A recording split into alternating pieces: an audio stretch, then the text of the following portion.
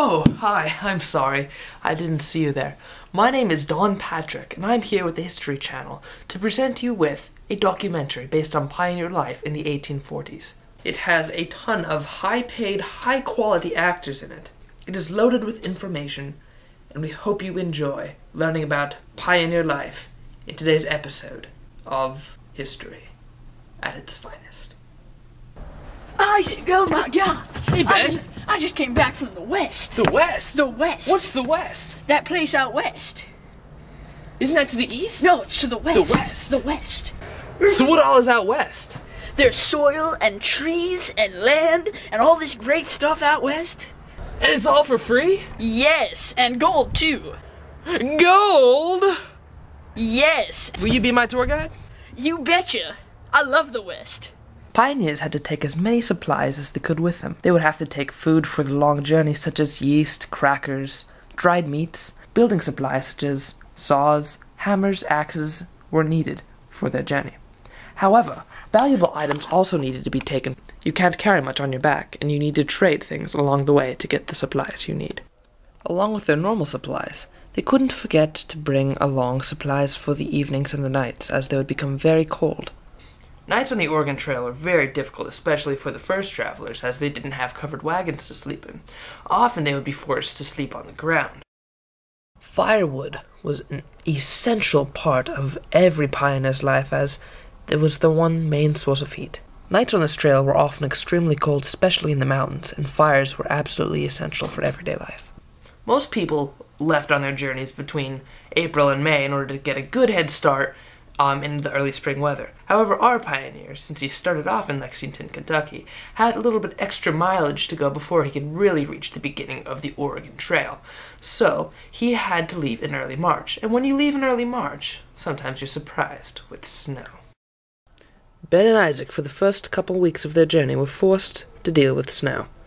This may not seem so troublesome at first, however, it can be a nuisance. Our pioneer was one of the first people to travel along the Oregon Trail, and there was no really beaten path. So, he had to make his own path, essentially. So, while it may seem ludicrous now to think that one would walk from start to finish on foot, this is what he had to do. Oftentimes, the poorer people had to use a handcart. Also, in the earlier days, you couldn't really get over the mountains, so you had to use the handcart to get over the mountains.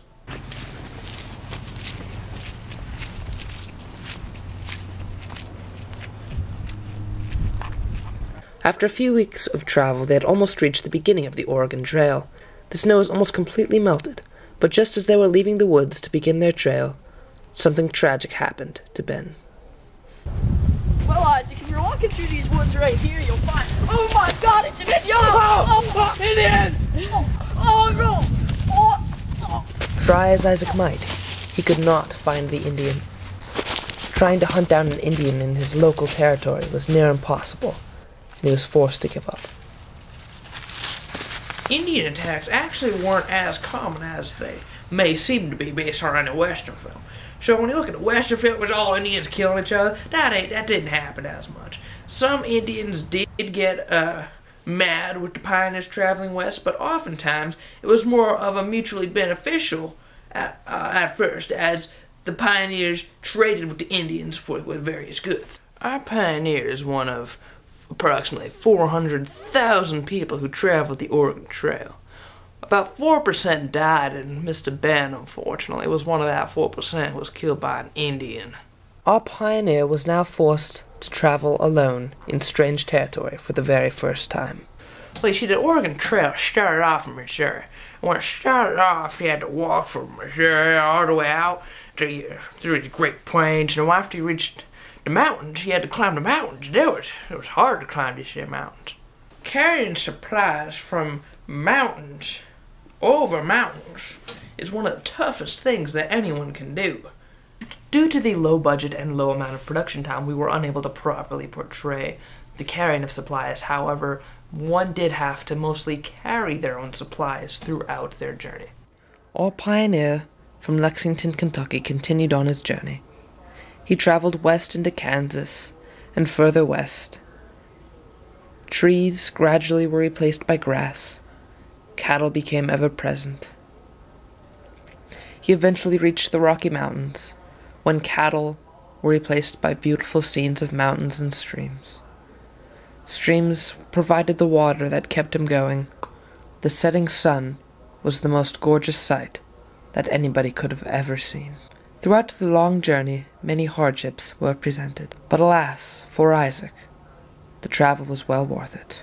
The overall beauty of the setting sun at the end of a long, very hard trip was enough to make anyone's journey seem perfect.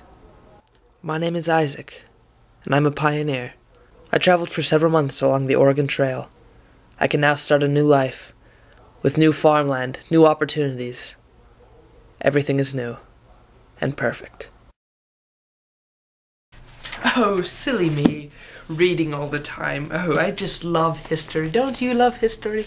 Well, that's all we have today. I hope you learned a lot, and I hope you enjoyed your pioneer experience. Thank you. This is Dan Patrick, signing off.